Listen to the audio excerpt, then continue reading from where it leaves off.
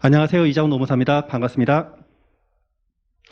2022년도 연기 공인노무사 노동법 강의 진행하도록 하겠습니다. 본 수업에 앞서서 이제 간단한 OT를 좀 진행하고 본 수업에 들어가도록 할 건데요.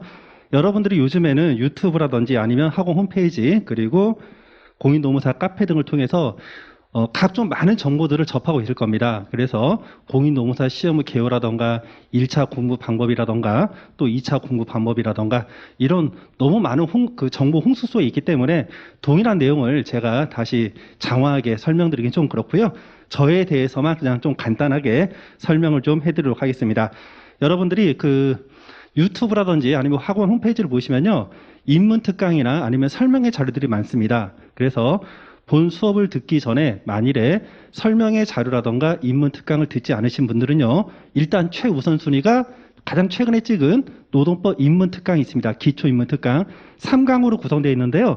여러분들이 비법대생을 전제로 해서 법학 일반론 흐름을 법이란 무엇인지 법 체계 그리고 헌법과 노동법 관계 그리고 민법과 노동법 관계 그리고 형법과 노동법 관계를 제가 3시간에 걸쳐서 강의를 한 부분이 있습니다. 이거는 여러분들이 노동법을 공부할 때 반드시 시험 문제 나오는 건 아닌데요. 노동법을 공부하기 위해서 여러분들이 반드시 아셔야 되는 개념적 부분이니까 필히 수업을 듣고 오시기 바라고 그리고 전체적인 수업 개요라던가 아니면은 여러분들이 어떤 노무사 공부를 할 때 필요한 공부 방법 이런 것들은 설명의 자료에 많이 정보가 들어가 있으니까 해당 정보를 이용해 주시기 바랍니다.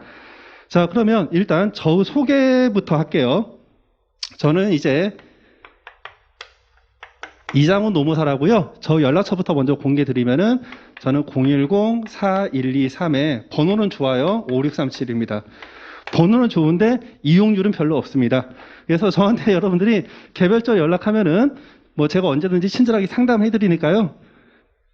그 부분은 여러분들이 편하게 해 주시기 바라고 그리고 이제 제 수험생들이 이제 대규모 수험생들은 아닙니다. 대규모 수험생들은 아니고 숫자가 좀 적다 보니까 제가 여러분들이 개별적으로 지르사항에 대해서 문자라던가 카톡을 보내드리면 제가 간단한 답은 바로 즉답을 해드리고 설명이 필요한 부분은 제가 전화를 드려가지고 여러분들이 이해가 될 때까지 설명을 해드립니다.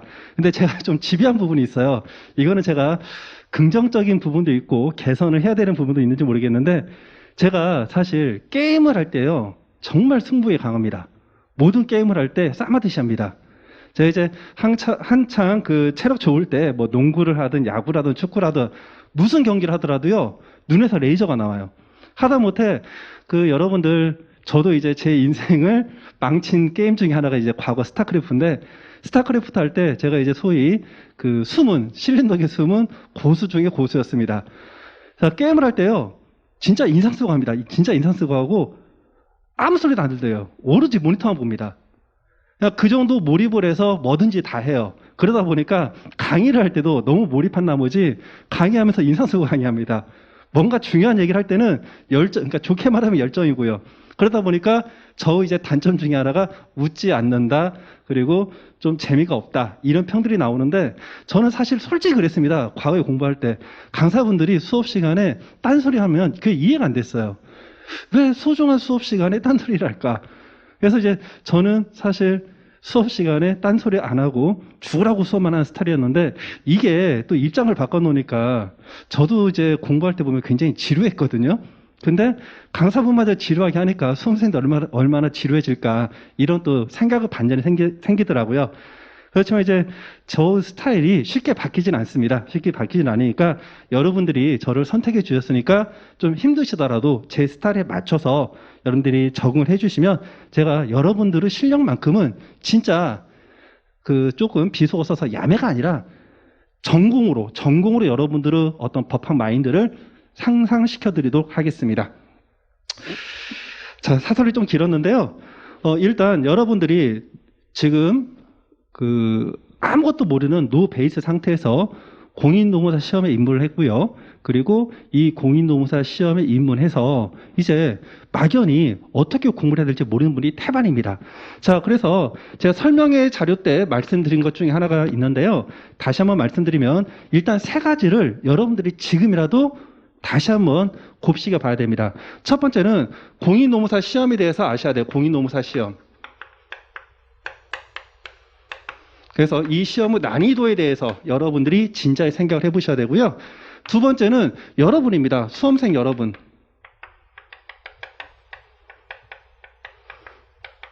근데 여러분들이 제일 못하는 게 뭔지 아세요? 수험생 여러분들에 대한 고찰이 부족합니다. 이게 가장 없어요. 그리고 세 번째는 이제 여러분들을 도와줄 수 있는 학원하고 강사 선택. 학원, 강사, 그리고 교재 선택. 이게 일단 최우선적으로 이루어져야 됩니다. 근데 여러분들이 공인노무사 시험에 대해서는 다 아세요. 다 아시기 때문에 제가 기초적인 부분 빼고요. 일단 노동법만 하면 노동법은 그 1차 과목에서 노동법 1, 노동법 2가 있고 2차 과목에서는 노동법 1, 2가 합쳐져서 한 과목으로 노동법이 있죠. 여기에 대해서 첫 번째 여러분들이 간과하고 있는 오류. 노동법은 양이 많다. 자, 노동법은 양이 절대 많지 않습니다. 자, 그래서 여기에서 노동법 공부량. 자, 노동법 공부량인데요. 노동법은 2차 과목이 1차 과목과 겹치긴 하지만 출제 영역이 틀립니다. 노동법 1차 같은 경우에는 법령에서 거의 90% 이상이 출제가 되고 있고요. 판례가 출제가 되어도 판례의 결론 정도만 OX로 나옵니다. 그리고 또 1차 시험 같은 경우에는 우리가 5과목에 대해서 절대평가로 60점 평균만 넘으면 되기 때문에 노동법은 여러분들이 고득점 하셔도 좋지만 일단 80점 이상만 맞아주면 됩니다. 왜? 여러분들이 하기 싫은 과목에서 명과 작전이 들어갈 수가 있거든요. 그러면 예를 들어서입니다. 예를 들어서 민법이 너무 어렵다. 그래서 민법을 내가 40점을 목표로 한다. 그러면 마이너스 20점 되는 과목을 노동법에서 플러스 20을 맞아야 되기 때문입니다. 자, 그런데 1차 과목은 이렇지만 2차 과목에서는요, 완전히 내용이 달라집니다. 법 규정 쓰는 내용은 거의 안 나오고요. 순수하게 판례를 가지고서 여러분들이 사건 해결해야 되는데 보통 한 3페이지에서 4페이지, 한 페이지에 22줄 되는 답안지에 대해서 3페이지에서 4페이지 답안지를 쓰셔야 되거든요. 그런데 여러분들이 남을 설득시키는 글을 쓰려면은 그 법리를 정말 꿰차고 있어야 되거든요. 꿰차고. 그래서 이 판례의 경우에는요, 여러분들이 단순히 판례 결론뿐만 아니라 이 결론이 나오게 된 근거까지, 그리고 이 판례 법리가 시작되는 법조문, 그 법조문의 취지, 이거를 기본적으로 잡고, 이게 하나의 소논점입니다. 근데 사건 해결을 위해서는 하나의 소논점이 아니라 보통 소논점이 3개 정도 들어가요. 그 세 논점들을 여러분들이 각각의 판례 법리가 있잖아요. 뽑아가지고 자유롭게 퍼즐을 맞출 수가 있어야 돼요. 자, 예를 들면 여러분들이 혹시 제 수업에 올해 2차 시험을 보신 분들도 있을 수 있기 때문에 간단히 말씀드리면 올해 2차 시험 그 2교시 문제, 노트 문제에서 이게 있었죠. 지부분해의 단체교 당사성 인정 여부. 그거 너무나도 간단한 건데요. 거기에 대해서 여러분들이 너무 심하게 갑박을박을 하세요. 자, 한마디만 해드릴게요. 시험 문제가 뭐였죠? 일단 지부분해예요. 개업법적 선정 지부분해고 일단 독자적인 규약과 집행계획을 가지고서 독립된 조직체로 활동하고 있다는 사실관계까지는 나와요. 그리고 설립신고하지 않았고요. 그리고 반대 입장에 있는 사용자가 그동안 단체 협약도 체결했었는데 그 건에 대해서 야, 너네는 노동조합 설립 신고를 하지 않았으니까 교섭 당사자성이 없다 해서 교섭을 거부한 거잖아요. 문제는 그 거부 원인이 정당한가를 묻는 겁니다. 정당한가. 그러면 사실관계에서 보세요. 제가 그 카페 게시글에 제가 예시답안 올려놓고 어떤 모분이 질문했기 때문에 법의 노조로 쓰면은 삽질인가요? 그래서 제가 답글을 써놓은 게 있습니다. 뭐라 썼냐면 일단 지부 분해의 법적 성격과 그리고 헌법상 단결체의 법적 성격이 반드시 같지도 않고 반드시 틀리지도 않아요. 왜? 우리가 헌법상 단결체의 요건을 보시면 초시 공부하시는 분들을 대상으로 제가 너무 깊은 말을 들어갔는지 모르겠네요. 일단 못 알아들으시면 일단 스킵을 좀 하도록 할게요. 이거는 이제 유예 이상이신 분들이 좀 그 대상으로 하는 겁니다. 그런 경우에는 일단 헌법 33조 제1항 규정에서 근로자가 주체가 돼야 되고요. 근로조건 향상을 위해서 자주적으로 단결해야 됩니다. 그럼 헌법상 단결체나 지부분해나 그 세 가지 요건은 공통돼요. 그렇지만 법의 노조는 하나 사업 또는 사업장에서 단위 노조로서 위상이 있을 때 문제가 되는 논점이고요. 지부분해는 단위 노조의 위상이 아니라 어떤 단위 노조에 있을 때 그 하부 조직인 지부분해, 즉 하부 조직에서 문제가 될 때 우리가 지부분해의 당사자성이 문제가 되는 겁니다. 그러니까 법적 성격은 유사한 것 같지만 달라요. 그래서 제가 예시답안에 올려놨지만은 실질적으로 행정법의 하부지 판례에서 지부분해를 하더라도 법의 노조로 성격을 갖는다고 볼 수 있다라는 판례 문장이 있어요. 그렇지만 지부분해가 법의 노조다 이러진 않아요. 완전히 다른 거기 때문에. 그래서 우리가 지부분해가 기업별 노조로 조직 형태를 변경하고자 할 때 노조법 18조가 왜 적용되는지 근거로서 지부분해도 그 헌법상 단결체로서 법의 노조 성격을 가지고 있으니까 그 사인 간에 적용되는 노조법 규정인 18조가 적용될 수 있다. 그런 흐름으로 가는 겁니다. 자, 그러니까 각각의 판례를 여러분들이 꿰차고 있다면 출제에서 설립신고를 하지 않았기 때문에 교섭 당사자주의가 없다. 이렇게 말하니까 설립신고 취지가 뭔지를 먼저 쓰고 들어가야 되는 거죠. 설립신고 취지가 설립신고를 마친 법내 노조말을 노동상권의 주체로 인정하는 게 아니다라는 것. 거기까지만. 법의 노조까지 장애에 쓰실 필요는 없고요. 법의 노조를 장애에 썼다. 우리 공인노무사 시험은 여기 시험에서 특색이 상대평가죠. 표준점수제입니다. 표준점수제. 남들이 그렇게 다 썼어요. 대부분. 그러면 대세엔 지장이 없어요. 그렇지만 엄밀하게 말하면 그거는 좀 나무다리 긁는 겁니다. 그래서 설립신고의 그 취지까지만 쓰시고 그리고 나서 바로 우리가 여러분들 다 알고 있는 독자적인 규약 및 집행을 가지고서 독립된 조직으로 활동하고 있다라면 거기서 끝나는 게 아니에요. 그 독립 관련 거기서 끝나는 게 아니라 그거는 당사자성만 문제가 되는 거고 뒤에 보면 어떤 내용이 있죠? 해당 조직 또는 소속 조합원의 고유한 사항에 대해서만 단체 교섭을 하는 거예요. 교섭 사항이 무한대 있는 게 아니에요. 독집독이 있는 지부 분야라도 단체 교섭이 무한히 있는 게 아니라 그 교섭 대상 범위가 한정되어 있죠. 그래서 그 사안 검토할 때는 그 세 가지 내용을 유기적으로 쓰는 게 포인트입니다. 근데 이제 다른 강사님들 수업 들으신 분들은 이런 것들을 맥을 잘 못 짚어요. 근데 저 같은 경우에는 장점이 뭐냐? 각각의 판례 법리들을 짜임새 있게 퍼즐을 맞춰드리는 그것을 제가 좀 잘하고 있습니다. 그래서 일단 딴 데로 샜는데 노동법 공부량인데 이 노동법 공부량은 실적으로 대단히 많아 보이지만 일단 여러분들이 교재를 보면 교재에서 교수님들이 보고 있는 기본서 그리고 강사분들이 쓰고 있는 수험서 이게 있고요. 또 다른 과목과는 특이하게 노동법은 실체법 내용이기 때문에 각종 사실관계에 대해서 대법원 판례의 결론을 내린 판례집이 또 따로 있죠. 그리고 실제 이런 판례집을 가지고서 답안지 구성을 못합니다. 그래서 수험에 적합하게 여러분들이 사례집을 또 별도로 봅니다. 그런데 이 사례집에는 어떤 내용들이 추가되고 있냐면 판례는 어떤 사실관계가 들어가고요. 그리고 판례 법리가 들어가죠.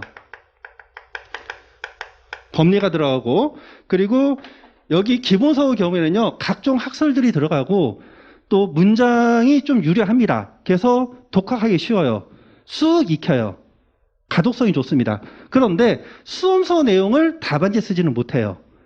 수험서는 여러분들이 이해를 돕기 위해서 보는 건데 이 수험서가 임종일 교수님 그리고 김희성 교수님 이렇게 책 2권 있는데 이 2권이 한쪽에 편중되어 있는 내용들이 있어요. 소설적 견해. 그래서 여러분들이 독학으로 기본서를 보는 거는 굉장히 지양을 제가 해드리고요. 그리고 이 수험서 내용은 교수님들 기본서와 그리고 판례의 법리들을 합해가지고 흐름에 맞춰서 보통 강사님이 써드리는 내용인데 죄송한 말씀인데 이 수험서 내용 중에 잘못 서술된 내용들이 좀 꽤 있습니다. 여러분들이 베스트셀러라고 보이는 모 책도 잘못된 서술로 써있는 부분이 상당수 있어요. 상당수. 왜 그러냐면은 이제 제 자랑인데 누가 그러더라고요. 뭐 찾아보니까 어떤 글이 뜨는데 제가 수업 시간에 제 자랑을 많이 한대요. 근데 저는 제 자랑을 별로 안 합니다. 안 하고 어떤 취지에서 말을 하냐면은 이제 제가 아직 일타가 되지 못하다 보니까 수험생 입장에서 의심을 할 수가 있다고. 당신 일타가 아닌데 왜 이걸 다른 사람을 다르게 얘기하지? 이렇게 의심을 할 수 있기 때문에 의심하지 말고 저 어떤 말에 대해서 신뢰를 가지라는 차원에서 제가 저에 대한 실드를 치는 거지 잘난 척 하는 건 아닙니다. 그리고 이게 잘난 척 한다고 생각하지 마시고 자신감 표현이라고 그렇게 생각하시면 좋을 것 같아요. 그래서 제 수험서는 여러분들이 공부를 한 게 얼마 안 돼 있으면 제 수험서의 어떤 그 수준을 판단을 못 하세요. 근데 제 수험서는 합격한 노무사들이 다 인정을 합니다. 전체 흐름을 완전히 꽉 차가지고 책을 서술하고 있어요. 그리고 이 수험서의 경우에는 대신에 가독성은 좀 떨어지겠죠. 여러분들 혼자 읽기에는 좀 떨어지고요. 제가 좀 설명을 해드려야 됩니다. 강약 조절을 해드려야 돼요. 그리고 특히 제 수험서 내용을 보시면은 또 하나 단점이 뭐였냐면 밑줄이 많대요. 밑줄이. 근데 제가 이제 밑줄이 많은 이유는 제가 공부할 때 저는 보통 최소한 정독으로 3회독을 합니다. 그래서 저는 독학 스타일이었기 때문에 1회독을 할 때는 뭐가 중요한지를 몰라요. 그래서 연필로 한번 밑줄을 칩니다. 그리고 두 번째 공부할 때는 이제 중요한 게 뭔지 알 것 같아. 그러면 파란색 볼펜으로 밑줄 한번 더 치고요. 그리고 마지막으로 정리할 때 형광펜으로 밑줄을 칩니다. 그래서 제 책에 있는 밑줄은요, 중요하다고 해서 밑줄을 친 게 아니라 최소한 여러분들이 놓치지 말고 읽어야 될 초벌구입니다. 연필용입니다. 연필용. 근데 이거를 여러분들 오해를 해가지고 이게 정말로 다 암기를 해야 되는 것을 좀 오해를 하시더라고요. 그거 아니고요. 제가 수업 시간에 다시 잡아드립니다. 이거 체크하시라고. 자, 그래서 수험서는 여러분들이 그렇게 확인을 하시면 되고, 판례 같은 경우에는 사실관계가 나오고요. 그리고 요의 책에 있는 판례 법리가 나오고, 그리고 대법원의 간단한 결론이 나옵니다. 대법원의 간단한 결론이 들어가는데, 이 판례의 장점과 단점은 뭐냐면 판례의 장점은 대법원의 법리 흐름을 이해할 수가 있어요. 그래서 얘의 장점은 법리 흐름을 이해할 수가 있고, 단점은 뭐냐 하면 많은 법리가 중복돼요. 중복되는 법리가 많아요. 예를 들어서 A라는 논점이 나옵니다. 근데 A라는 논점이 사건이 하나일까요? 하나가 아니죠. 두 개, 세 개 나올 수도 있고, 또 A라는 논점이 뭐 1번 사건과 2번 사건에서 A라는 논점, B라는 논점, C라는 논점이 나오고, 또 다른 사건에서 뭐 2번 논점, 3번 B 논점, C 논점, D 논점이 나올 수도 있고, 이렇게 논점들이 겹치기 때문에 판례집으로 볼 때는 내공이 되신 분들만 보셔야 돼요. 공부가 안 되신 분들은 이 판례집은 여러분들이 기본서 요해처를 보시면서 이해가 안 될 때 그 사실관계 찾아보고, 그리고 판례 흐름 정도만 보시면 돼요. 그리고 사례집은 이 판례집에서 부족한 부분, 특히 논점 정리, 그리고 사안 검토,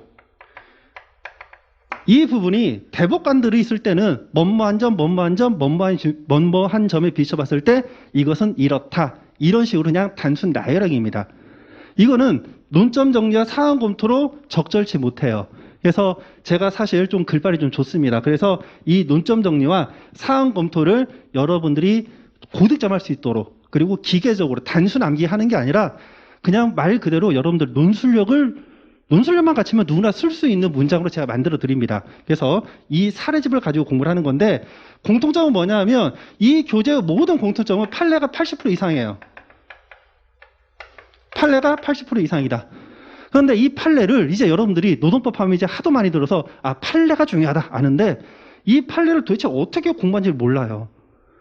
자, 여러분들, 저도 노동법에 있는 모든 판례 다 암기 못합니다.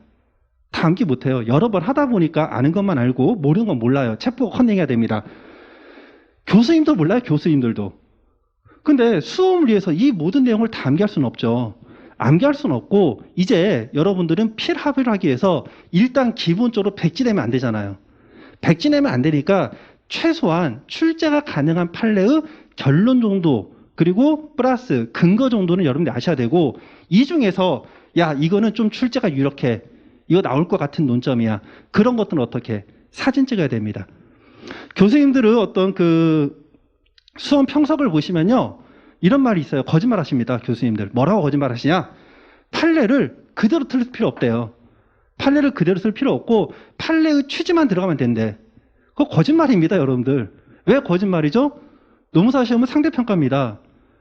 자, 한 사람은 우리가 한 사람 뽑는데 한 사람은 판례 법리를 대부분 여러분들 한 번이라도 나중에 관심을 가져서 보시면은 판례 법리를 대법원에서 그대로 컨트롤 C, 컨트롤 V 합니다. 계속 복붙해요, 복붙. 그럼 교수님들은 딱 판례 보시면 아, 이거는 어떤 판례다 다 아십니다. 다 읽어보지도 않아요. 근데 어떤 A라는 사람은 판례를 그대로 다 복붙했고요. B라는 사람은 복붙 못하고 자신의 언어로 좀 축약해서 썼습니다.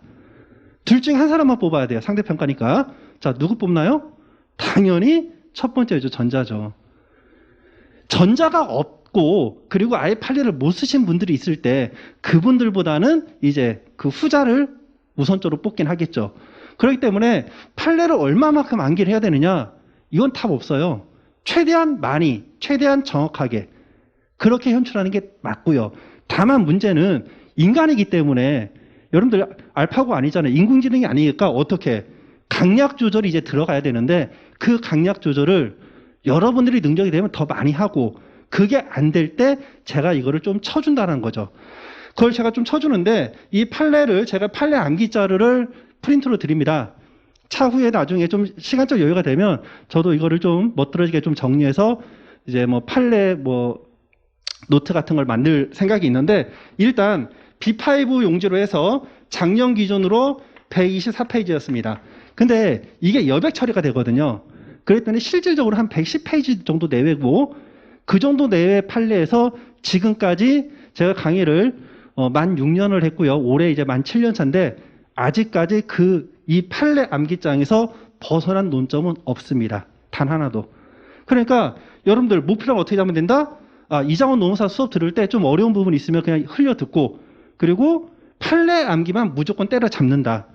이것만 일단 여러분들이 연기 1기 때까지 해 오시면 2기, 3기 때 답안 작성법, 논점주의 사항 검토는 제가 하나하나 잡아 드립니다. 자, 그리고 이 판례 124페이지를 여러분들이 이것도 많다. 자, 제가 아까 그랬죠. 가급적 스캔이지만 스캔이 어려운 경우에는 결론 그리고 그 결론이 나오게 된 근거를 거꾸로 암기하는 거다. 자, 그러면 여기서 실적으로 스캔용은 전체의 한 몇 프로? 한 50에서 한 60% 정도밖에 안 돼요. 나머지는 여러분들이 그냥 결론하고 아니면은 판례 근거 정도 이렇게 암기하시면 되는 거예요. 자, 그리고 이게 왜 그러냐면은 여러분들 그 교수님들이 출제할 때 보시면요. 일단 기본적으로 한 번 나왔던 판례는 안 됩니다. 그리고 가장 최근에 출제했던 영역도 가급적 내진 않아요. 가끔 이제 뒤통수를 좀 치긴 합니다. 자, 그리고 문제를 낼 때는 이제 올해 시험 같은 경우에도 좀 예측 가능성이 좀 벗어났어요. 왜 그러냐면 지금 한때 시험 문제 출제가 전 문제에 대해서 사례형 문제로 출제가 되고 있었습니다. 사례형. 그러면 자, 보세요. 사례형이 출제가 되려면 기본적으로 논점이 나와야 되고요. 당사자가 누가 옳고 그른지를 판단할 수 있는 키워드가 무엇인지 그게 논점 정리입니다. 그걸 뽑아야 되고 두 번째는 사안 검토 내용이 풍부하게 나와야 돼요. 갑과 을이 다투는데 갑이 옳다면 왜 갑이 옳을 수밖에 없는지 근거 제시를 해줘야 돼요. 그게 사안 검토예요. 근데 올해 시험 문제에는 그러한 사안 검토를 할 수 있는 양이 별로 없는 어떤 논점들이 출제가 됐다는 거죠. 그렇게 되면 어떻게 약간의 단문형 스타일의 판례 법리도 이제 다 암기를 하셔야 된다는 겁니다. 그런데 올해 시험 문제처럼 나오지 않고 기존 사례형 문제를 출제가 된다면 판례 법리가 최신 판례가 있다 하더라도 사안 검토를 할 수 없는 판례들은 날려도 되는 거죠. 날려도 되는 겁니다. 자, 예를 들어 가지고 여러분들 혹시라도 올해 2차 시험을 보신 분들이 있다면 판례 뭐 예를 들어서 두 개 한번 볼까요? 복리후생비의 가장 대표적인 게 뭐가 있죠? 복지 포인트. 복지 포인트가 임금성이 인정되는가 안 되는가? 굉장히 중요한 판례죠. 수업 시간에 판례 암기하라고 합니다. 그런데 사안 검토는 안 됩니다. 사안 검토는 안 돼요. 왜? 사안 검토는 실체적인 관계를 근거로 해서 어떠어떠한 점에서 멋멋이니까 멋멋이다 이런 내용이 나와야 돼요. 그리고 올해 또 여러분들 또 조금 말이 있는 게 이런 판례가 있죠. 뭐가 있냐면 소이익 같은 것. 근데 이 소이익 이런 거죠. 해고 효력을 다투다가 정년에 도달했다거나 아니면 계약 기간이 만료된 경우 그때 구제 이익이 있는 것으로 볼 것이냐 말 것이냐. 근데 이것도 사실상 사안 검토를 할 수 있는 양이 없어요. 글빨로 완전히 늘려놔야 되는 거예요. 그러니까 그런 것들은 사실상 단독 25점 문제로 출제되기가 좀 어려운 문제들입니다. 이런 것들이 출제가 되려면은 단문형 판례법리 쓰는 거예요. 단문형 판례법리. 근데 단문형 판례법리를 쓰려면은 소이익에 관련된 일반도를 다 도배를 해줘야 돼요. 그렇기 때문에 올해 시험 문제는 그 판례도 굉장히 중요했던 판례죠. 다 강조를 합니다. 모든 강사들이. 그런데 그거를 사례 문제로 자신 있게 엮어서 문제를 낼 수 있는 분들이 많지는 않아요. 자, 그래서 지금 어쨌든 판례 법리가 그런 식으로 나온다. 그래서 최종 결론은 판례 한 124페이지를 여러분들이 보시고 그 중에서 한 60% 정도, 이 정도만 달달 공부하시면 된다. 자, 이게 노동법 공부량입니다. 자, 그리고 이 노동법 같은 경우에는 두 과목이 아니라, 한 과목이 아니라 일단 두 과목이라는 점을 전제로 하시고요. 두 과목이니까 여러분들 경영조직 두 과목하고 노동법 한 과목을 비교하시면 돼요. 그러면 노동법 양이 얼마나 적은지 알 수 있을 겁니다. 또 행정이 있죠. 행정. 행정은요. 사실상 행정법 내용 중에서 제일 중요한 내용이긴 한데 전체 행정법은 3분의 1도 안 됩니다. 전체 행정법은 4분의 1 정도밖에 안 돼요. 그러다 보니까 이 노동법 공부량이 굉장히 적다. 그럼에도 불구하고 여러분들이 엄살을 부립니다. 엄살 부리지 마시고 연기 1기 때 제가 강조한 판례 정도 제발 따라서 암기해 주시기 바랍니다. 그럼 2기 과정에서 여러분들이 최소한 법리 정도는 현출할 수 있고, 그리고 3기 과정에서 논점 정리하고 사원 검토 쓰는 스킬을 익히신다면 여러분들이 1년만 공부하셔도 생동으로 충분히 합격할 수 있도록 노동법 실력 향상시켜 드리겠습니다. 자, 두 번째는요. 여러분들의 내용인데 이게 이제 주약인 거죠. 이게. 자, 과거에 여러분들 고시가 있을 때는요. 이게 있었죠. 뭐 사법고시, 행정고시, 기술고시, 외무고시 뭐 이런 것들이 있었죠. 그때 수험기간 소위 공부 좀 한다는 그 학벌들 보통 3년 잤습니다. 보통. 1차 하나 합격하는데 2년, 3년 걸려요. 1차 한번 합격하는데. 그리고 보통 3년이 아니라 잘했을 때 3년. 잘했을 때. 정말 정규 커리로 잘했을 때 3년이고 보통 한 5년 잤습니다. 보통. 1차부터 시작해서. 그리고 좀 운이 좀 안 따른다. 10년 공부합니다. 10년. 근데 여러분들 지금 공인노무사 시험 공부하실 때 과거에는 3개월만 공부해도 붙었어요. 그분들은 고시 출신들. 고시 공부해서 기본 내공 있다가 격가지로 공인노무사 시험 공부하시는 분들. 3개월만 공부해도 합격했습니다. 그 당시에는 인사관리 하나만 있으면 됐으니까 고시 공부한 분들은. 근데 지금은 각종 고시들이 다 없어지고 이 공인노무사 시장에 대부분의 수험생들이 지금 많이 몰리고 있어요. 왜? 공인노무사 자격증 따고 있으면은 어디는 다 취업되거든요, 요즘에. 자, 그러다 보니까 이제 여러분들 경쟁률이 굉장히 중요한데 공부량으로 치면 과거 사식 공부가 이만큼이다. 그러면 공인노무사 시험 공부는 이거 반의 반도 안 돼요. 솔직히 말하면 반의 반도 안 돼. 한 이 정도밖에 안 돼, 진짜. 반의 반도 안 돼. 옛날 사시에 비하면.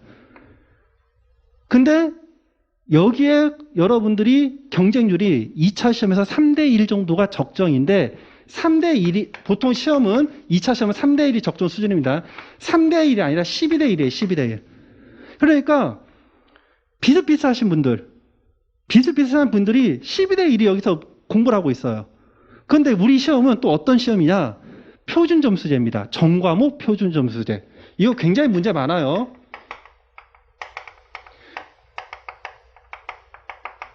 제가 될지 안 될지는 모르는데 전과목 표준점수제 이거 바꿔보도록 노력을 해볼 겁니다. 제가 사실 기관에 있으면서 서울시 인재개발원 그 강사묘 지읒기준에 세무사는 1급으로 들어가 있는데 노무사는 빠져 있더라고요.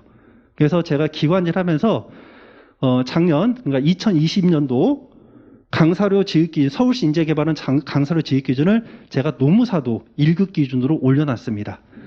자, 그래서 이 전과목 표준점수제는 진짜 말도 안 되는 거예요. 그러니까 표준점수제라는 건 뭐냐면 선택 과목에 있어서 내가 예를 들어서 경유조직을 선택을 했다. 근데 노동경제가 너무 시험이 쉽게 나와서 모든 사람들이 이걸 너무 잘 봤다.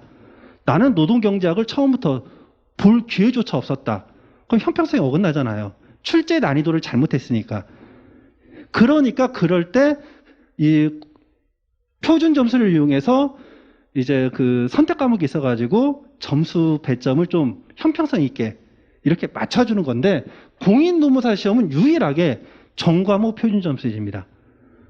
그래서 이거는 굉장히 문제가 많은 시험 제도예요. 어찌됐건 이런 부분이 있기 때문에 여러분들이 실적으로 체감을 못 하세요. 여러분들은 사실 그런 거죠. 표현이 좀 그렇긴 한데, 모든 무덤에는 뭐 이유가 있다고 하잖아요. 그러니까 수험생 여러분들은 본인은 진짜 죽으라고 공부를 한다고 생각을 해. 그런데 다른 옛날에 고시급에 비하면 공부량이 굉장히 적어요. 그리고 여러분들이 공부를 열심히 한다고 생각하는데 굉장히 비효율적으로 공부하시는 분들도 대단히 많습니다.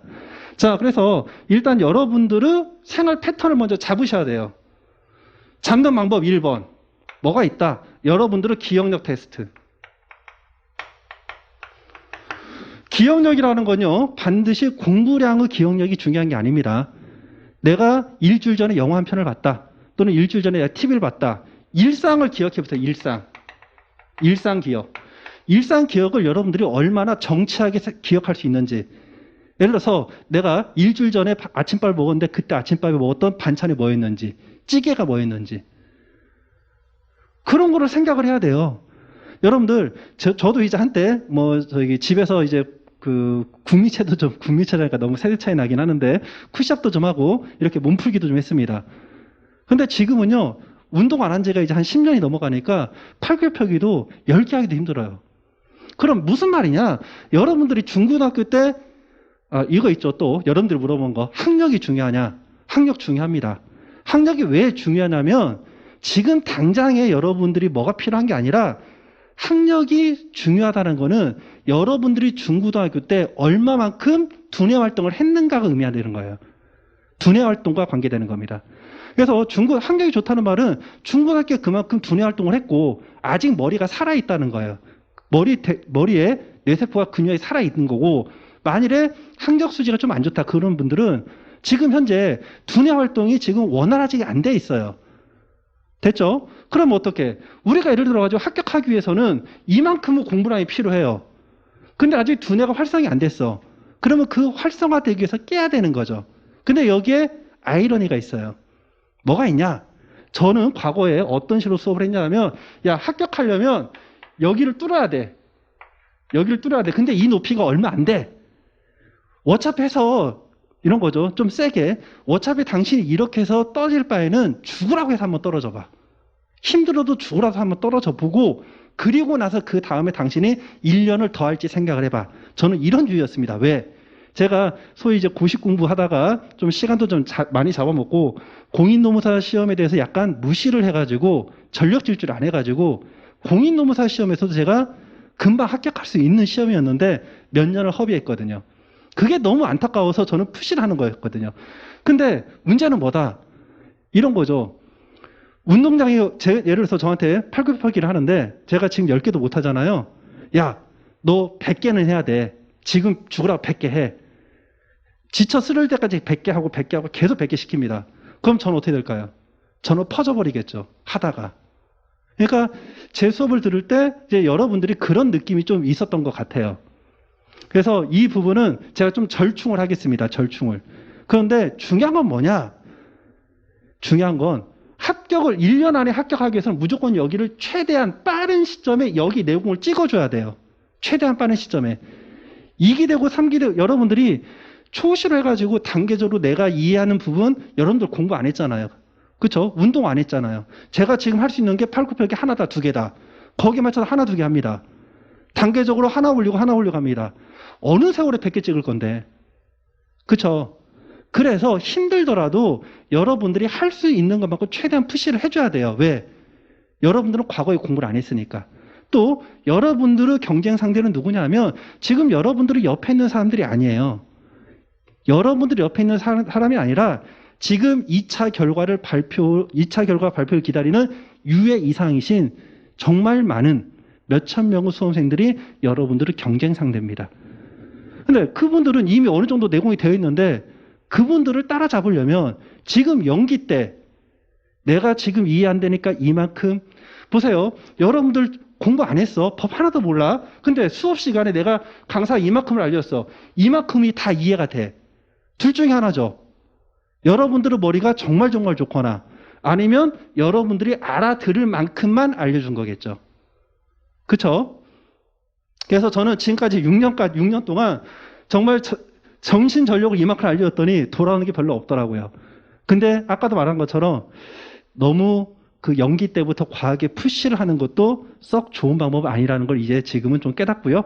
그래서 연기 때는 일단 여러분들이 그래도 좀 해야 될 것들 위주로 좀 하고, 그리고 말은 이렇게 하는데 또 개벌은 남 못 준다고 또 열심히 또 푸시를 할 수가 있습니다. 아마 그럴 가능성이 많아요. 자, 그래서 첫 번째는 기억력 테스트고요.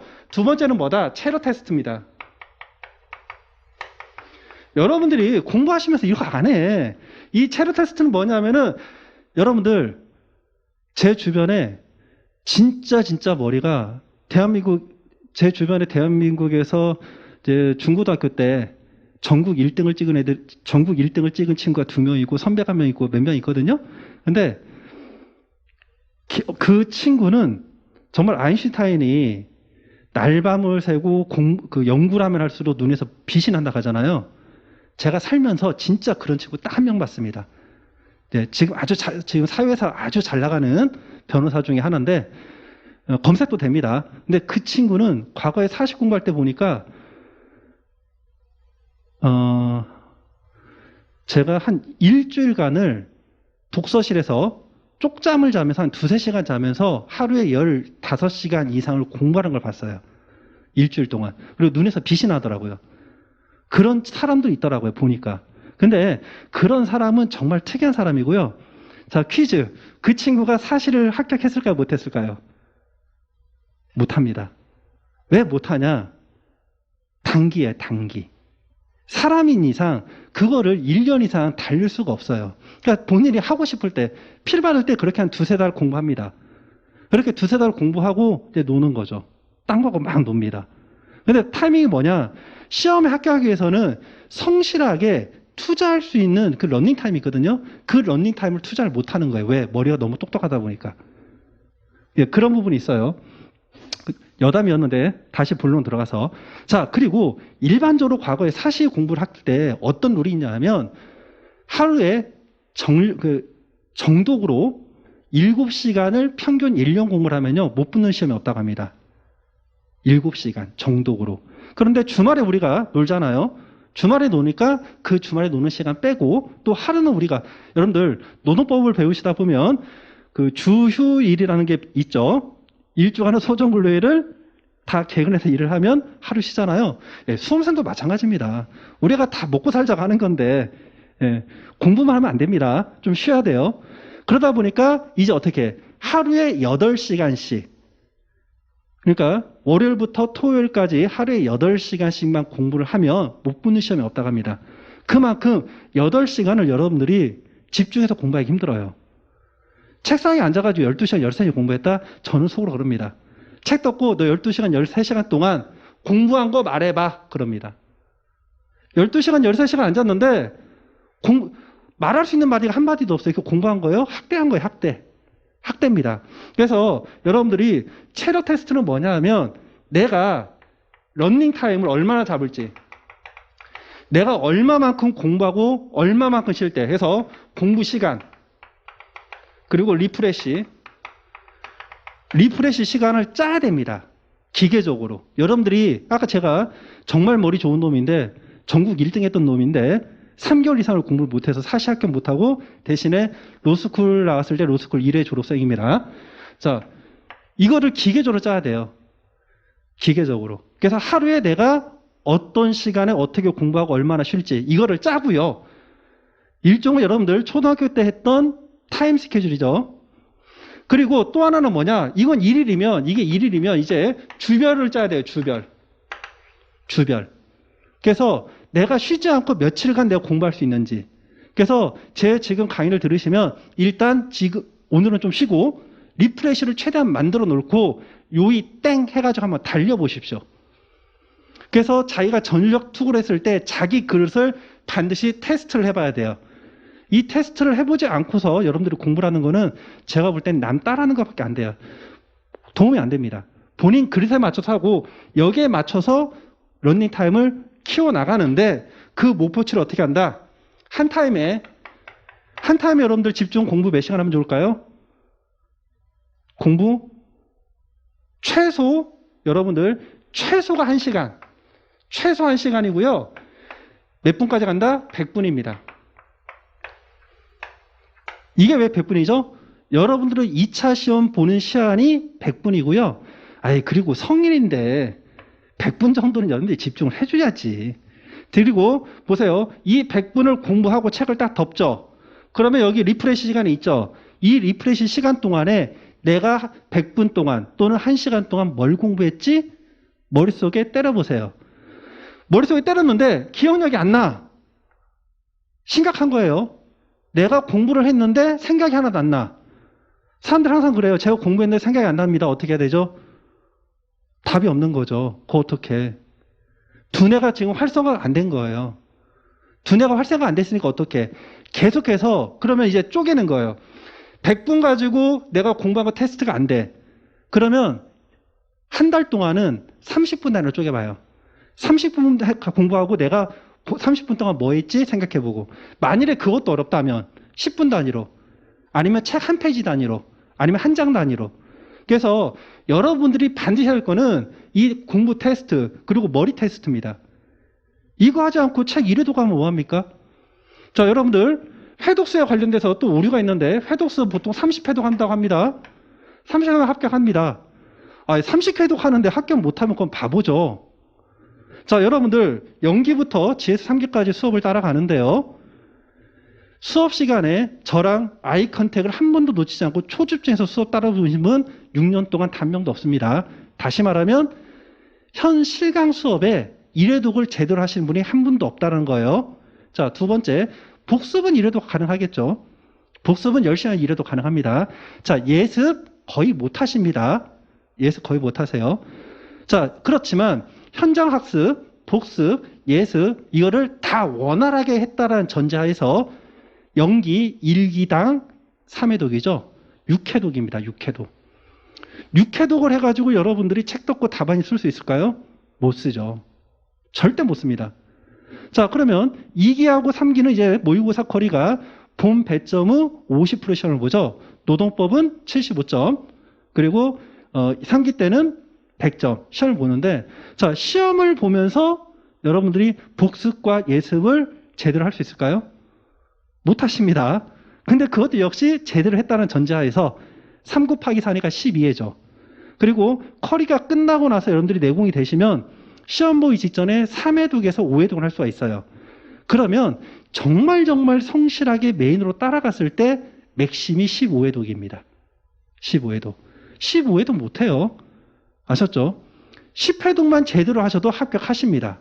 그래서 회독수에 여러분들 의미 갖지 마시고 중요한 건 뭐다?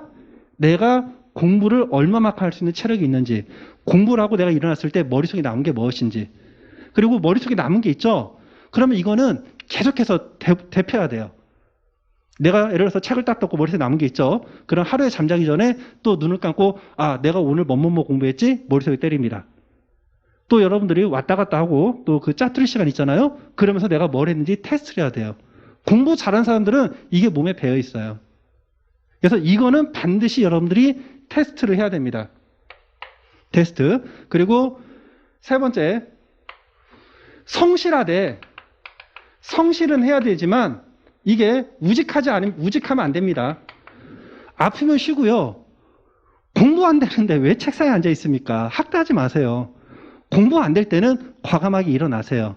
다만 일어나서 내가 아까 말했죠. 리프레시 할 수 있는 방법을 찾아야 됩니다. 리프레시. 한 예로 저는 이제 리프레시 할 때 게임을 하거나 아니면 노래방에 갔습니다. 코인 노래방. 근데 노래방을 가면 노래 한 4곡 정도 부르면 이제 목이 아프죠. 그리고 코인이 떨어지면 이제 일어날 가능성이 있죠. 근데 게임은요, PC방은 배가 고플 때까지 게임합니다. 그래서 리프레시는 굉장히 중요한데 나에게 제일 적합한 리프레시를 찾아야 돼요. 리프레시가 없이 시험 공부한다. 망할 가능성이 대단히 높습니다. 왜? 아니, 근로기준법에 4시간 일하면 30분 쉬고 8시간 일하면 1시간 쉬라고 하고 주일도 주고 연차도 주는데 수험생들도 공부하는 게 얼마나 힘든데요. 이거 꼭 필요합니다. 자, 그리고 학원 강사 교재 선택인데요. 했던 부분이 좀 많이 겹칩니다. 학원, 프라임 학원이죠. 자, 여러분들 프라임 학원 오실 때 이제 노동법이 조금 물음표가 찍히시는 분 많습니다. 물음표가. 자, 그런데 뭐 다른 노무사 강사님들도 업력이 많이 되시고요. 뭐 저에 대해서만 얘기하면은 제가 제가 합격이 2014년 합격했고요. 2015년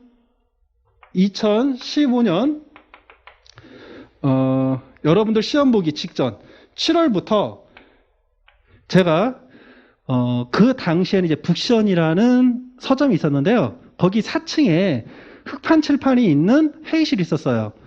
지금도 인터넷 글을 찾아보면 있을 수가 있습니다. 거기에 제가 판례 특강을 제가 그 학원이 아니라 카페에서 한 번 한 적이 있습니다. 카페에서. 그래서 제가 그때 5회차 그리고 2회차 하고요. 그리고 시험이 끝나고 추석 때 10회차 강의를 진행을 했습니다. 이때가 인기가 더 좋았어요. 강사가 아니고 그냥 합격생이 하는 판례 특강인데 인기가 더 좋아. 이해가 안 돼요. 강사분들이 여러분들에게 사기칠까요? 그렇지 않습니다. 수험생들이 예를 들어서 따끈따끈한 합격생이 한다. 조회수가 어마무시합니다. 합격생들이 따끈따끈하고 해서 그분들이 합격했다 해서 여러분들이 합격하는 거 아니거든요. 강사 말을 믿으세요. 강사 말을. 예. 이게 있고, 그리고 이때 제 수업 들으신 분들, 제가 그 숫자가 많지는 않으니까 한 10명 됩니다. 나중에 다 조회해봤더니 다 합격하셨습니다. 물론 제 수업을 그 이후에 들어서 합격한 건 아니지만 어쨌든 이 판례 특강 들으신 분들 다 합격을 하셨고요. 그리고 제가 법리만큼은 정말로 자부합니다. 타 강사님 혹시라도 수업 들으시다가 제 OT 강의를 듣고 궁금한 점 있다. 뭐든지 가지고 다 오십시오. 제가 즉답 다 가능합니다. 타 강사님들이 설명 좀 애매하게 했다. 다 가져오십시오. 제가 다 해결해 드립니다. 자, 이렇게 있고요. 여기서 있죠. 그래서 이때 이제 제가 그 방문가에서 처음 입문을 했고, 그리고 프라임 법학원이 아니라 그때는 이제 베리타스에서 했었는데, 이때 방문가가 사실 이제 변방이죠. 근데 지금 방문가 출신들도 합격생들 꽤 많이 있습니다. 물론 이제 이쪽 신림동에 넘어와서 합격하신 분들도 있고, 하고 싶은 말은 2015년도부터 올해 시험 말고 2020년까지 숫자는 많지는 않지만 매년 합격생 배출하고 있으니까 여러분들이 실력 부분에 있어서는 크게 의구심 갖지 마시고요. 믿고 따라오시면 됩니다.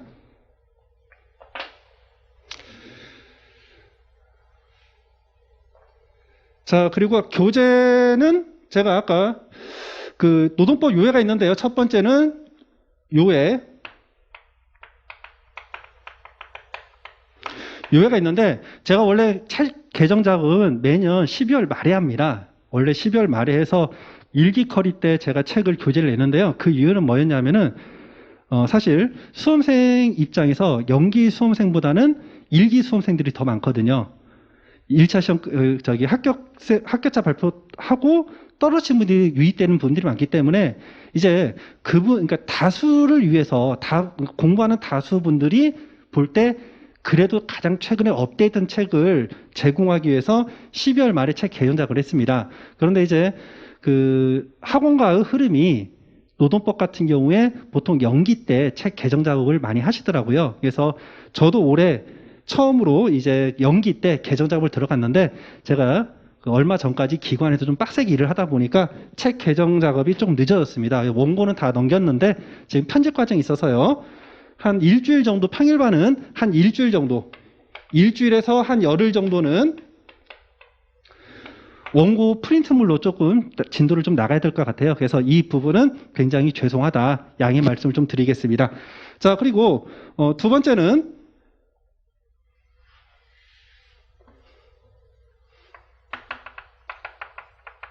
판례집이 있는데요. 판례집이 판노로 푸는 노동법이라는 판례집이 있어요. 2판까지 나오고 지금 이건 현재 절판으로 알고 있습니다.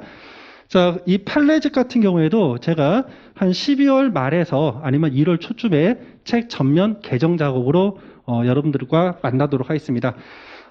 제가 2021년 그 강의할 때는요, 이거 별도로 판노책을 내진 않고 그냥 프린트물로 제가 나눠드렸거든요. 근데 이번 1기 과정 들어가기 전에 이 판노도, 판례집도 좀 여러분들이, 이 부분 너무 벅차다.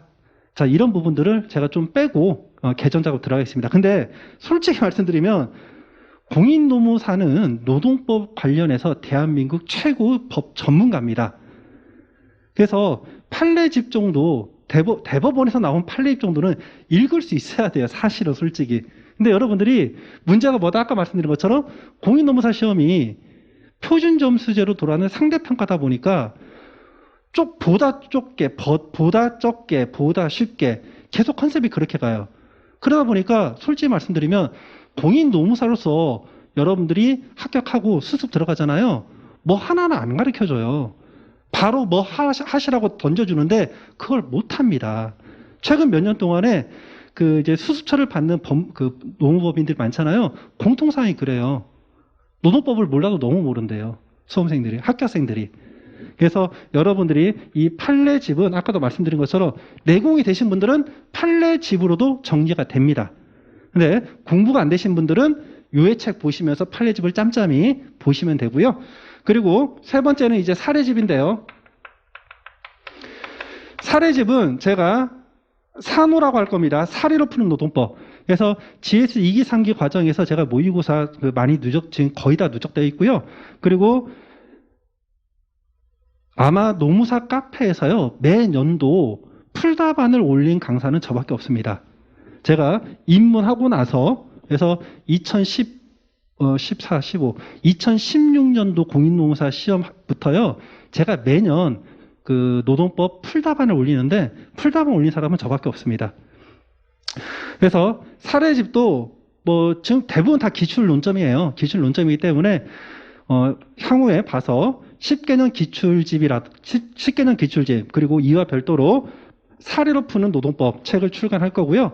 그리고 여러분들이 제일 많이 요즘에 찾고 있는 서브노트.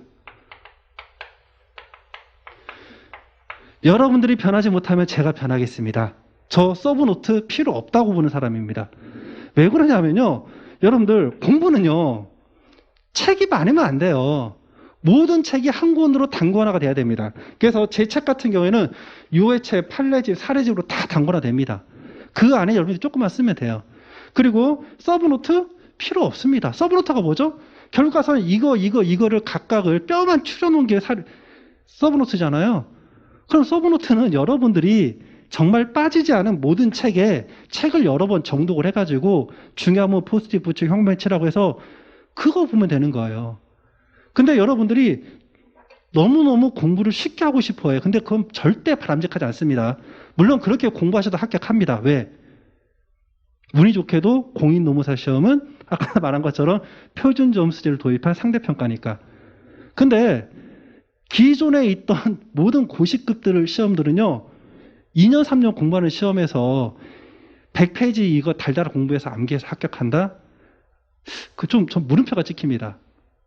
그래서 서브노트는 제가 볼 땐 필요가 없어요. 책을 여러분들이 정독으로 여러 번 하고 1000페이지 되는 거, 700페이지 되는 거 여러분들이 10회독만 제대로 정독해 보세요. 뼈 다 발라집니다, 스스로. 근데 어쨌든 여러분들이 이 서브노트에 대해서 너무 목말라 하기 때문에 제가 이제 기간 더 때려쳤고 남는 시간에 서브노트 열심히 만들어서 정말 여러분들 마음에 흡족한 서브노트를 일단 목표는 1기 때 나가는 건데 1기 때 못 나가면 2기 때라도 일단 서브노트 제가 만들어 드릴 겁니다. 자, 이렇게 하고 그리고 아까 말씀드린 판례 암기자료 있죠? 지금 현재는 판례 암기자료로 프린트로 나갈 건데 이 판례 암기자료도 자, 욕심이 지금 너무 많네요. 출간해서 이렇게 책이 너무 많아. 판례 암기자료도 제가 출간을 좀 고려해 볼게요. 좀 필요한 부분들. 그렇게 하고 자, 그 다음에 이제 제 강사인데 여기에 대해서 스타일은 제가 말씀을 드렸고요. 제가 추천하는 공부 방법.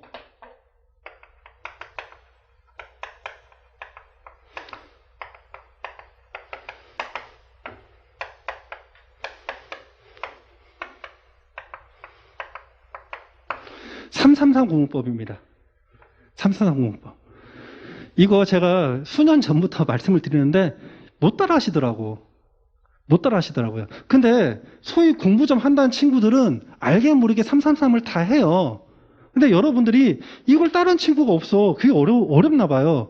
자, 첫 번째 3은 뭐냐면요. 가장 쉽죠. 가장 쉬운 거니까 이건 가장 쉽지만 실적으로 3을 다 못 채우니까 일단 순서를 좀 바꿔서 첫 번째 3은 뭐냐 하면 여러분들 눈으로만 공부하죠. 눈으로만 쭉 신문 읽듯이 보죠. 저도 머리가 상당히 좋은 머리였는데 눈으로만 보면 머릿속에 안 들어옵니다. 이런 애 하나 있다. 제가 그 수학 강사, 저도 이제 고시 공부 좀 많이 하고 나이를 좀 먹다 보니까 이제 그 경제력이 떨어졌습니다. 그래서 집에서 이제 지원이 끊기다 보니까 그래도 나이를 먹었으니까 좋은데 취업은 안 되고 어설픈데 취업하기 싫고 그래서 이제 공인노무사 시험이나 한번 볼까? 제가 그랬죠. 공인노무사 시험 무시해서 제가 헤맸다고. 공인노무사 시험 한번 볼까? 하면서 이 정도만 하면 되겠지. 근데 이 정도 하려면은 돈이 필요하니까 수학 강사를 시작했습니다. 그래서 수학 강사를 하는데 제가 이제 그 문과생이다 보니까 이과 수학은 못 치고 그래서 초, 중, 그리고 고1 선행까지 했는데 개 중에 한 학생이 수학 문제를 눈으로 다 그냥 눈으로 풉니다. 눈으로. 그래서 그 기본적으로 수학 센 해법 여기 난이도 그 C급 난이도 이런 것들 1분도 안 돼서 눈으로 뚝뚝뚝 해서 다 풀어버려요. 그런 애들이 있더라고. 진짜로. 그래서 제가 뜨악했죠. 근데 눈으로만 공부하고 공부 안 돼요. 여러분들이 1시간 공부하고 6 또는 100분 공부하면요. 진이 다 빠져야 됩니다. 눈 말고 또 뭐가 필요하죠? 입. 입으로 딸싹딸싹 하세요. 소리 내면 옆 사람이 뭐라 할 수 있으니까 포스트잇 날라오니까 그냥 속으로 딸싹딸싹 하고 그 다음에 항상 손이 같이 움직여야 됩니다. 쓰면서. 그리고 이 손은 여러분들이 2차 시험은 이 필기력이 필요해요. 그래서 이 손으로 쓰라는 말은 정자로 다 또박또박 쓰라는 게 아니라 흘려라도 뭐라도 쓰는 척 하라는 거죠. 예를 들어서 제가 교회를 열심히 다니거나 그런 사람은 아닙니다. 근데 이제 그 기도를 하다 보면 무슨 방언 기도인가? 그런 거 있잖아요. 그래서 본인은 막 뭐라 얘기하는데 남들은 그 뜻을 모르는 거. 쉽게 말하면 여러분들이 근로자 쓴보다 이게 저는 근로자라고 쓴 거예요. 이런 식으로 근로자는 시간 많이 걸리잖아요. 이렇게 쓰는 건 미친 짓이고. 아셨죠? 그래서 첫 번째 사람은 눈으로 읽고 그리고 입으로 딸싹딸싹 하고 그리고 손으로 써봐라. 키워드를 써봐라. 이거 굉장히 중요합니다. 2차 시험 공부에서. 1차에서도 이거 중요해요. 근데 이렇게 안 해. 게을러. 이거 정말 필요합니다. 한 번만 해보세요. 한 번만. 아니 한 번이 아니라 한 달은 해봐. 여러분들이 준비가 안 돼 있으니까. 그리고 두 번째 삶은 조금 여러분들이 따라하기 힘들어요. 일단 수업 시간에 집중. 수업 시간에 초집중하고요. 그리고 복습은 반드시 필요합니다. 그리고 추가적으로 예습까지. 근데 예습은 여러분들이 좀 하기 힘들겠죠. 그래서 예습이 만일에 안 될 경우에는 최소한 목차 정도라도. 그러니까 전범위를 다 풀지를 못하면은 딱 보면서 어떠한 내용들이 있구나. 왜? 최소한 목차라도 보고 이 본 수업을 들어오는 거랑 아무것도 안 보고 들어오는 거랑 수업에 들어가는 집중도가 차이가 있다는 거예요. 그래서 노동법뿐만 아니라 전 과목에 대해서 최소한 내가 이번 시간에 어떤 거를 공부하는지 키워드 정도라도 여러분들이 보고 오셔야 됩니다. 아까도 말씀드렸어요. 여러분들은 법에 대해서 전혀 모르는 문외한입니다. 근데 단순히 육해독해서 2기 때 답안지 절대 못 쓰시니까 2기 때 답안지를 못 쓴다. 근데 옆에 사람은 답안지를 쓴다. 그럼 이제 그 다음부터 여러분 뭐가 되죠? 좀비가 됩니다. 정신줄을 나가요. 정신줄이. 그래서 이거 기억하시고 자 그리고 마지막 3입니다. 마지막 3은 여러분들이 최소한 여러분들 머리가 정말 좋지 않잖아요. 딱 보고 모든 거 다 알아요? 안 되죠. 막힌다고요. 책을 읽으면. 책을 읽으면 막힐 때 몇 번 도전한다? 3번 도전이다. 3번 도전. 처음에 가볍게 쭉 읽습니다. 이거 뭐지? 한 번 더 읽습니다. 이해가 안 돼. 그러면 다시 한번 눈에서 레이저 쏘면서 제가 아까 게임할 때 모든 게임할 때 제가 싸마듯이 한다고 했죠? 책은 여러분들의 적입니다. 싸움을 해서 잡아먹어야 돼요. 그래서 처음 딱 가볍게 읽고 막힌다? 이거 뭐야? 다시 정색하고 보고 모르겠네? 집중해서 한 번 더 보고 그래서 통과하면 땡큐. 그런데 만일에 막힌다. 그럼 여기다 이제 뭘 한다? 포스트잇을 붙입니다. 포스트잇. 또는 포스트잇 붙이고 뭐 바로 저한테 연락을 해도 지금은 상관이 없어요. 지금은. 나중에 이제 수험생들이 많아지면 좀 힘들겠지만. 그리고 나중에 시간이 지났을 때 여러분들의 머리 상태가 좋을 때 다시 한번 봅니다. 그리고 해결 안 된다. 그러면 이제 저한테 전화를 하는 거죠. 이거 뭔지 이해가 안 됩니다 하고 저한테 연락을 주시면 됩니다. 자, 그러면 저한테 연락 주실 때는 제가 제 성격이 바뀔지 모르겠는데 제가 좀 셉니다. 저는 수험생들이 강사가 뭐라고 하면요. 못 알아들어도 창피하니까 알아듣는 척 합니다. 그거 다 알고 있거든요. 눈빛만 보면 알아요. 설명할 때. 근데 그 분이 저한테 몰라서 헬프를 쳤어요. 제가 말을 해줬는데 못 알아들어요. 시간 낭비죠? 그럼 저는 어떻게 하죠? 그분이 제가 말한 거를 따라할 수 있을 때까지 제가 푸시를 해버립니다. 그러니까 부담 같더라고요. 근데 부담은 가질지언정 어쨌든 본인이 제일 어려웠던 했던 부분을 해결해 드렸잖아요.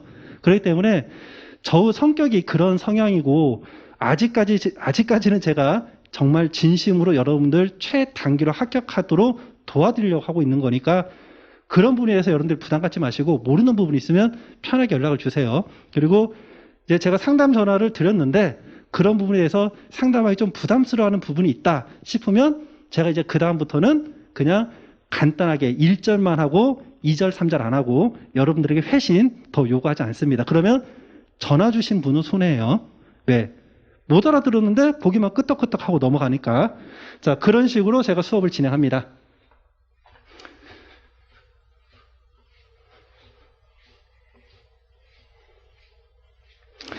자, 이렇게 해서 전체적인 여러분들 세 가지 측면, 노무사 시험에 대해서 바로 알고, 그리고 여러분 본인에 대해서 테스트를 반드시 하셔라. 그리고 저 어떤 성향이라던가 수업 방법 설명을 해드렸습니다. 자, 그리고 오늘 나눠드린 자료 중에서 강의 평가서부터 한번 볼까요? 강의 계획서부터 볼까요? 강의 계획서 보시면은 노동법 기초 입문 특강을 반드시 수강하고 오시기 바랍니다 했었죠? 제가 아까도 말씀드린 것처럼 이 부분은 여러분들이 지금 OT 강의 끝나고 나서 들으시고 나서 다른 강의 듣기 전에 먼저 그거부터 찾아서 듣고 그 다음 강의를 반드시 들어주시기 바랍니다. 자, 그리고 제 강의 양력인데요. 저는 이제 한양대 법대 졸업했고 과거 이제 사법고시 공부도 좀 오래 했습니다. 그래서 노동법뿐만 아니라 법학 재반 일반론을 좀 많이 꿰차고 있어요. 제가 이제 나이가 조금만 젊으면은 저도 이제 로스쿨 같은 것도 생각을 해볼 텐데 제가 좀 나이가 좀 많아가지고 이제 로스쿨 그런 거는 제가 이제 지금 현재는 큰 관심이 없지만 법리 자체만으로는 제가 그 누구보다도 자신있게 여러분들에게 설명해 드릴 수 있으니까 믿고 따라오시면 될 것 같습니다. 자, 그리고 강의 일정 보시면은 보통 이제 연기 커리가 한 22강에서 한 24강 정도인데 지금 프라임이 26회로 잡혀 있거든요. 근데 이제 26회로 잡힌 게 여러분들이 기본적으로 다른 시험들을 보시면은 1차 과정을 끝내고 그리고 2차 과정에 들어옵니다. 근데 공인노무사 시험만 유독 공인노무사 시험만 1차 커리를 거치지 않고 곧바로 2차 커리로 들어오십니다. 그러다 보니까 노동법을 설명하는데 아무것도 모르는 노베이스에서 뭘 설명할 수가 없어요. 그러다 보니까 계속 보강이 이루어지고 시간이 좀 지연되는 그런 경향들이 좀 있습니다. 그러다 보니까 그냥 아예 학원 차원에서 커리를 좀 늘려가지고 26회로 이렇게 만들어 놓은 것 같아요. 그러면 저도 이제 수업할 때 시간에 덜 쫓기고 말 속도도 좀 편안한 속도로 나갈 수가 있을 것 같아요. 그리고 가르침 부분 보시면 9월 20일부터 9월 22일까지는 추석 연휴이기 때문에 휴강이 있고요. 그리고 이거 좀 오타가 좀 있네요. 이제 수업 시간이 2시부터 5시 반이고요. 그리고 여러분들 지금 한 장짜리 자료가 좀 나가고 있습니다. 판례 암기 자료. 이 판례 암기 자료를 이제 좀 다듬어가지고 가로넣기를 이제 비워놓는 거죠. 그래서 가로넣기 테스트를 볼 건데 이게 지금 처음에는 뭐 한 장, 두 장 됩니다. 근데 시간이 지나면은 진도 나간 양이 많아지니까 판례량이 많아지겠죠? 그리고 진도 범위에 따라서 그 세 타임이 판례로만 이루어지는 수업도 있어요.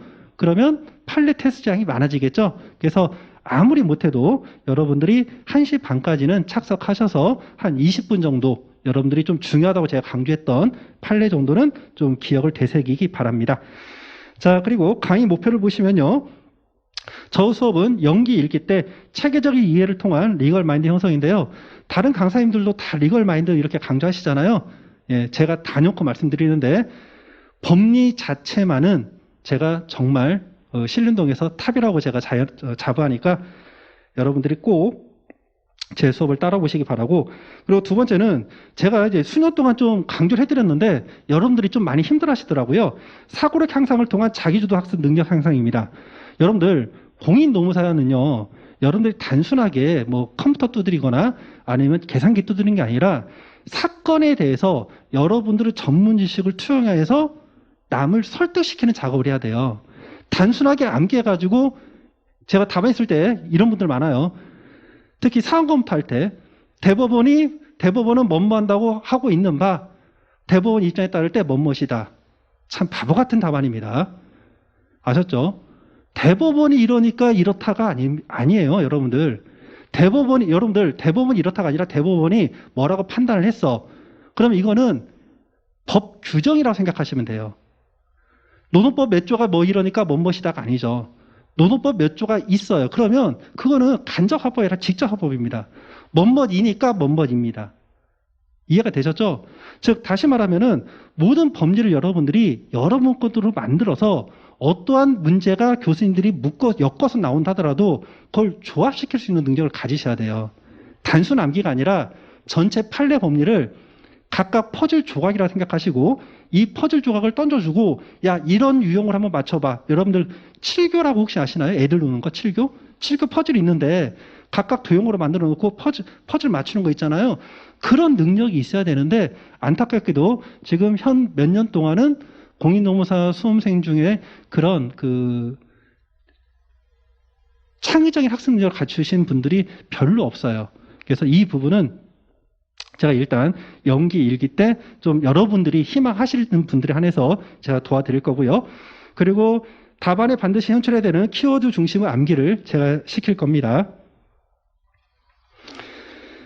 자, 그래서 다음 페이지 넘기시면요. 강의 특징인데 제가 또 하나 제 수업이 그동안 어렵다고 했던 그 내용을 제가 되새김질 해보면 저는 같은 내용을 수업 시간에 3번, 4번 해드립니다. 자, 왜 3번, 4번이냐면 전체적으로 판서 설명으로 수업 들어가기 전에 전체를 다 훑어줍니다. 어떤 강사님들은 책 교재를 가지고서 책을 읽어주면서 이렇게 넘어가신 분이 있는데 저 경우에는 전체 판서 설명을 다 하고 큰 그림을 아웃라인을 먼저 거시적으로 잡아드리고 그리고 나서 요해책을 가지고서 여러분들이 공부해야 될 포인트를 다 봐주고 그리고 판례 암기를 또 별도로 이렇게 시켜주고 그런 식으로 가다 보니까 할 게 많아요. 그러다 보니까 이제 여러분들이 지치더라고. 그래서 이 부분은 수업하면서 여러분들이 어느 정도 따라온지를 보면서 제가 좀 조절을 할 겁니다. 자, 그래서 스토리 있는 두 문자 제공하고요. 이거는 제가 이제 설명회 때도 했던 두 문자니까 넘어갈게요. 자, 그리고 에코학습법을 통해서 주요 내용을 현장 암기시킨다 되어 있는데요. 일단 연기 과정은 우리가 커리가 26강이기 때문에 충분히 가능할 것 같습니다. 그래서 모든 판례에 대해서 제가 현장 암기는 못 시켜드리지만 최소한 중요한 내용들 그리고 스토리 있는 두 문자만큼은 제가 현장에서 여러분들과 같이 암기하는 시간을 갖도록 하겠습니다. 자, 그리고 네 번째, 11 쪽지 시험을 통한 핵심 사항 체크이기 때문에 여러분들 제가 없다 하더라도 자율적으로 여러분들 수업 시간은 2시가 아니라 1시 반입니다. 1시 반에 오셔서 여러분들이 테스트를 해보시고요.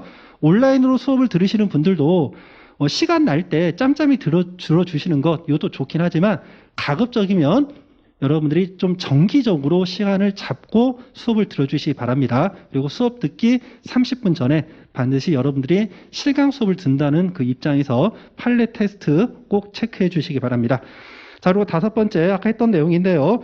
여러분들이 공부하다가 문의사항이 있으시면 고민하지 마시고 바로 저한테 문의를 하시면 되고요. 그리고 글자 쓰기가 좀 어렵다 싶으시면 책 내용 그냥 사진 찍고 그 부분 그냥 여러분들이 형광펜으로 표시한 다음에 저한테 연락 주시면은 제가 바로 상담해 드리도록 하겠습니다. 자, 그리고 마지막 3페이지 보시면 강의 진도표가 있는데요. 이 진도표는 우리가 형식입니다.